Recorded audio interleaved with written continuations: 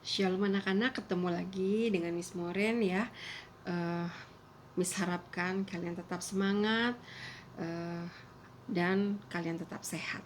Oke, kita masuk di pembelajaran yang kedua, yaitu di halaman 15. Kalian buka halaman 15. Di Ayo mengamati di sini ada 3 benda ya. Amati gambar berikut dan kemudian jawablah pertanyaan-pertanyaan di bawah ini. Lihat gambar pertama kursi, kedua meja, ketiga lemari ya. Nah, terbuat dari bahan apakah benda-benda pada gambar? Kalian tuliskan kayu. Gambar yang kemudian nomor 2, sebutkan contoh benda lain yang terbuat dari bahan tersebut. Ya, sebutkan contoh lain. Sebutkan contoh benda lain yang terbuat dari bahan tersebut. Tadi bahannya apa? Bahannya itu adalah kayu. Nah, selain kayu itu bisa dibuat kursi, meja, kemudian lemari, kira-kira dibuat apa lagi bisa? Pinter, kertas ya, kertas. Nah, sekarang kita sama-sama membaca. Kalian perhatikan ya, kalian ikuti membaca di rumah. Cika berkata, "Ayah, aku memperhatikan benda-benda di kelasku. Banyak yang terbuat dari kayu." Ayah bertanya, "Oh ya, apa saja benda-benda itu, Cika?" Cika menjawab, "Ada kursi, meja, lemari, dan papan tulis." "Oh iya, pensil yang aku pakai juga terbuat dari kayu. Juga terbuat dari kayu ya." Ayah berkata, "Ya benar, Cika. Tahukah kamu kenapa benda-benda tersebut terbuat dari kayu?" Kemudian Cika menjawab, "Karena kayu kuat dan keras ya." Ayah berkata, "Betul. Oleh karena itu kursi dapat kamu duduki, atau lemari bisa untuk menyimpan pakaian dan buku. Coba kamu bayangkan jika kursi terbuat dari kertas karton, tentu tidak akan kuat kamu duduki." Jika bertanya, "Selain itu, kelebihan lain kayu, Ayah?" Ayah menjawab, "Kayu juga tahan lama. Bahkan jenis kayu tertentu seperti kayu jati dapat bertahan puluhan hingga ratusan tahun.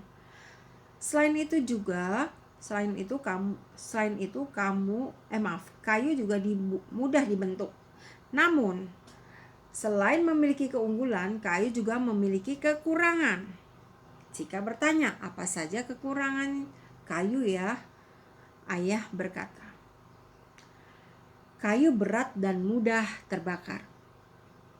Selain itu, umumnya kayu diambil dari tumbuhan di hutan.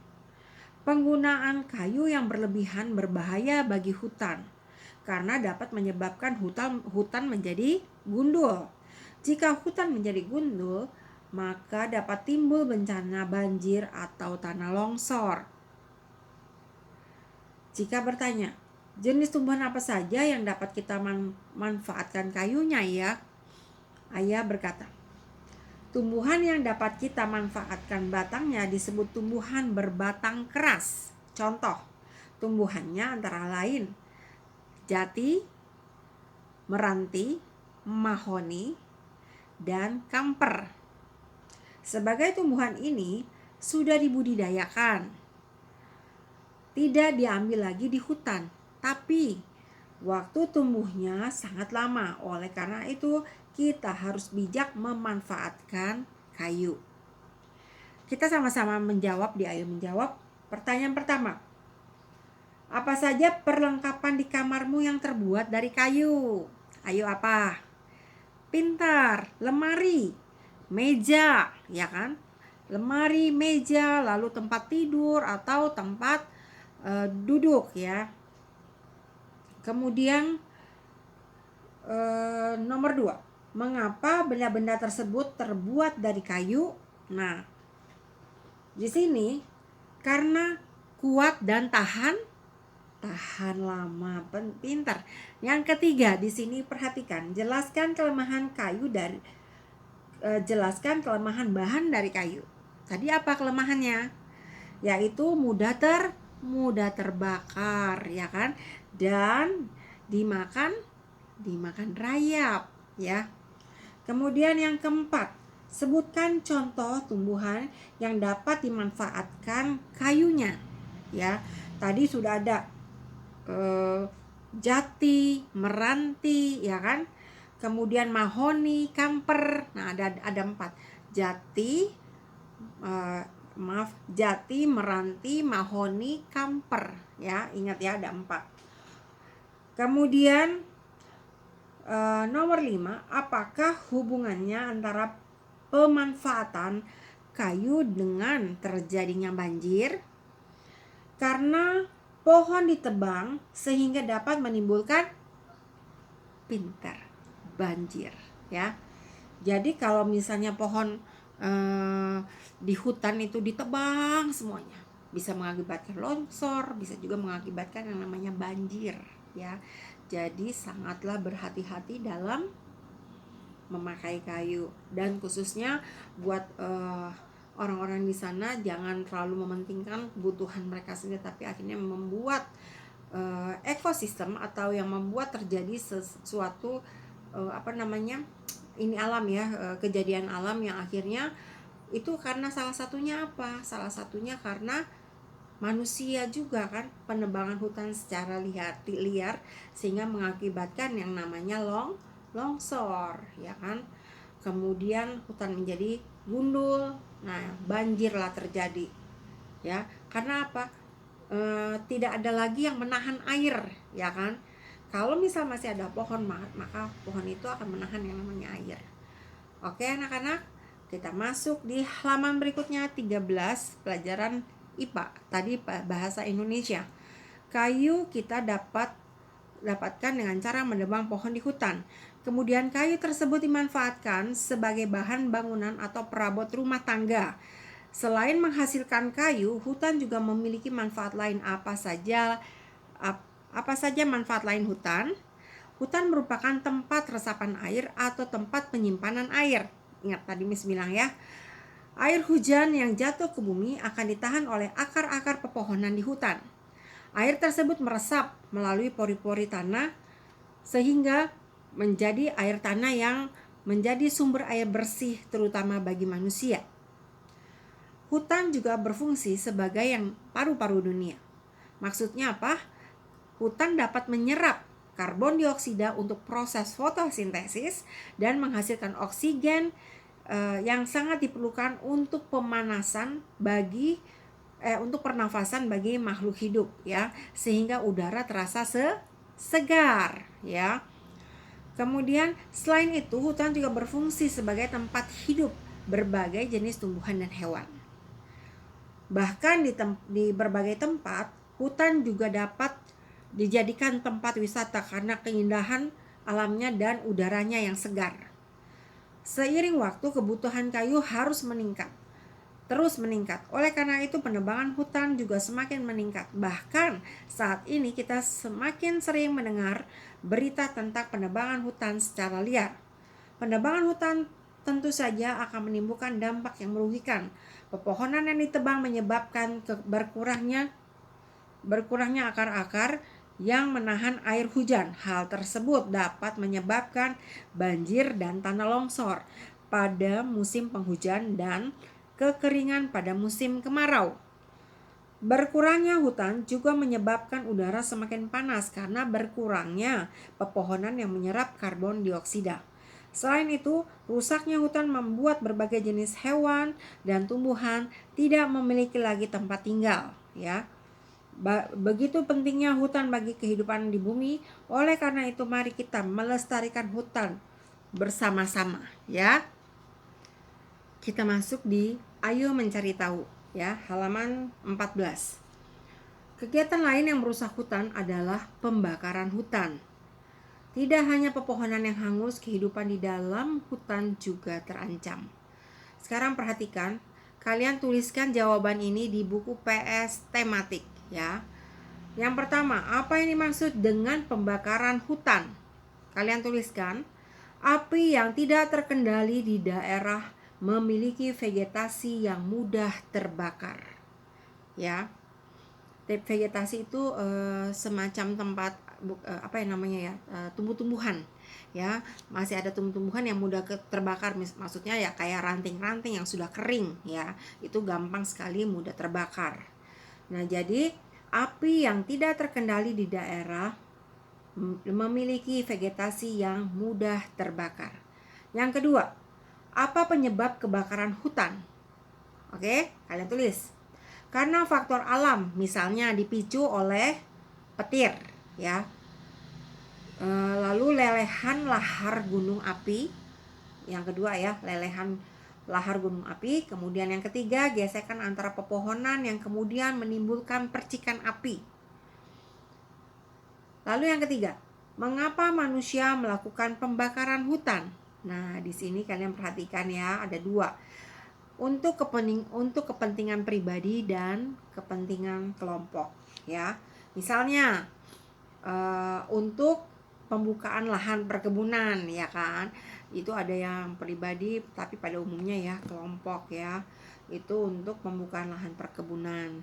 Kemudian yang keempat, apa saja kehidupan yang terancam sebagai akibat terbakarnya hutan? Tentunya apa? Tanaman dan hewan, tumbuhan dan hewan ya. Itu yang amat sangat terancam ya, terancam. Kemudian seperti ada terjadi beberapa waktu yang lalu ya, ada satu gunung ya, itu gunungnya lebat sekali, rapat sekali hutannya ya, sehingga ada beberapa spesies binatang yang tidak ada di luar, tetapi di situ ada ya. Nah, saking rapatnya jadi ada berbagai tumbuhan, bahkan hewan pun ada di situ ya. Nah, tapi karena ada sesuatu hal ya yang untuk kepentingan kelompok, maka dibuatlah terjadilah kebakaran hutan itu ya. Akhirnya apa yang diakibatkan? Pada saat musim hujan itu air itu akhirnya turun ke pemukiman penduduk, dan itu airnya bukan air bersih ya. Airnya sudah air yang bercampur dengan tanah. Berarti kayak becek gitu ya, airnya agak becek, keruh. Nah, pada saat penduduk di sekitar situ mau membuka keran pun ya, pada saat mereka buka keran, itu air yang mereka terima bukan air jernih seperti sebelumnya ya. Yang mereka dapatkan itu adalah air yang yang sudah tercampur dengan tanah ya. Jadi keruh lah ya, airnya keruh. Nah, itu yang pertama dari masalah air. Lalu kemudian masalah hewan, binatang. Akhirnya apa? Karena hewan-hewan merasa terganggu dengan habitat yang mereka tempat mereka di sana ya, tempat mereka tinggal di sana. Akhirnya mereka turun. Binatang-binatang tersebut turun yang akhirnya masuk ke daerah pemukiman warga yang ada di kaki bukit ada di kaki gunung tersebut. Ya, itu sangat ini sekali ya, sangat mengganggu dan sangat memprihatinkan. Yang tadinya desa tersebut tidak perlu membeli air, akhirnya mereka harus membeli air ke desa yang ada di sebelah-sebelahnya ya, desa-desa tetangga di sebelah situ. Tapi akhirnya apa? Kasihan kan penduduk yang di situ. Karena apa? Karena kepentingan kelompok tadi. Oke. Jadi salah satunya itu. Kemudian di sini apa saja kehidupan, tadi sudah ya, kelangsungan hidup tumbuhan dan binatang ya, yang terancam itu apa aja. Jadi tumbuhan dan binatang ya. Kemudian kalian tuliskan kelangsungan hidup tumbuhan dan binatang.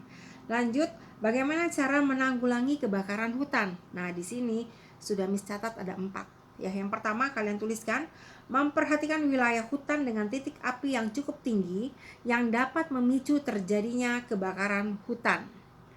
Yang kedua, tidak membuka lahan atau perkebunan dengan cara membakar hutan. Yang ketiga, tidak membuang puntung rokok secara sembarangan. Yang keempat terakhir, tidak meninggalkan api unggun dalam hutan. Ya. Kita masuk di pembelajaran PKN, menyelamatkan hutan. Kalian simak bacaan berikut ini. Warga desa Sukaraja hidup di sekitar hutan yang lebat. Selama beberapa tahun belakangan, warga banyak menebang pepohonan di hutan untuk diambil kayunya. Kemudian warga menjual kayu itu ke kota. Akibatnya, sekarang hutan menjadi rusak. Dampak rusaknya hutan dirasakan oleh seluruh warga. Desa mengalami kekeringan saat musim kemarau. Sebaliknya, saat musim hujan, desa dilanda banjir. Kepala Desa Sukaraja berpikir untuk mencari jalan keluar dari masalah tersebut. Akhirnya kepala desa memanggil warga untuk berkumpul di balai desa. Mereka pun berkumpul melakukan musyawarah untuk memecahkan permasalahan yang terjadi. Seluruh warga menyadari bahwa timbulnya kekeringan dan banjir merupakan akibat rusaknya hutan. Akhirnya, hasil musyawarah menyepakati bahwa seluruh warga akan bekerja sama melakukan penanaman kembali hutan yang rusak, ya. Nah, di sini ayo menjawab halaman 15, kalian buka, ya. Pertanyaan pertama, apa masalah yang dialami oleh warga desa Sukaraja? Kalian tuliskan kekeringan dan banjir, ya. Kekeringan pada musim panas, banjir pada musim hujan. Nah, untuk nomor 2, 3, dan 4 lanjutkan di rumah. Oke? Kemudian di sini kalian perhatikan musyawarah. Ayo diskusi. Musyawarah sangat penting dilakukan untuk memecahkan masalah bersama-sama. Tanpa musyawarah, permasalahan tidak akan terpecahkan. Dengan musyawarah, semua orang merasa memiliki kewajiban untuk ikut menyelesaikan masalah. Namun, ada kalanya musyawarah tidak berjalan lancar. Selain keberagaman karakter atau sifat peserta musyawarah, hal tersebut bisa juga terjadi karena ada beberapa orang yang merasa pendapatnya paling benar. Sekarang perhatikan pertanyaan berikut ini. Kalian cukup menulis di buku ini aja ya, buku paket. Bagaimana cara menghadapi keadaan musyawarah yang seperti ini? Sebaiknya kita memberikan pengertian ya kepada orang tersebut yang memaksakan kehendaknya agar dia lebih paham, lebih mengerti. Ya, kalau seandainya masih belum bisa mengerti, kita bawa dia keluar dulu, kita bicara baik-baik, kasih pengertian ya, agar musyawarah yang ada yang ada di dalam itu bisa berlanjut kembali. Nah, setelah selesai dikasih penjelasan dan dia bisa menerima, boleh masuk kembali ke tempat musyawarah. Lalu yang kedua, pantaskah kita merasa sebagai orang yang paling benar dalam bermusyawarah? Itu tidak boleh, tidak benar, ya. Karena apa? Kita semua ya diberikan kebebasan untuk berpendapat, ya. Kita diberikan kebebasan untuk berpendapat, kemudian kita